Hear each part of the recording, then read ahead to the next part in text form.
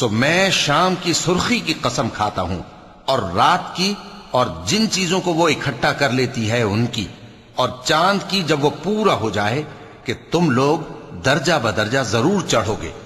تو ان لوگوں کو کیا ہوا ہے کہ ایمان نہیں لاتے؟ اور جب ان کے سامنے قرآن پڑھا جاتا ہے تو سجدہ نہیں کرتے۔ چونکہ آیت سجدہ تلاوت کی گئی ہے، لہذا سامعین پر سجدہ واجب ہے، بلکہ کافر جھٹلائے جاتے ہیں، اور اللہ ان باتوں کو جو یہ اپنے دلوں میں چھپاتے ہیں خوب جانتا ہے۔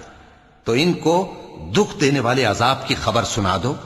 ہاں، جو لوگ ایمان لائے اور نیک عمل کرتے رہے ان کے لیے بے انتہا اجر ہے۔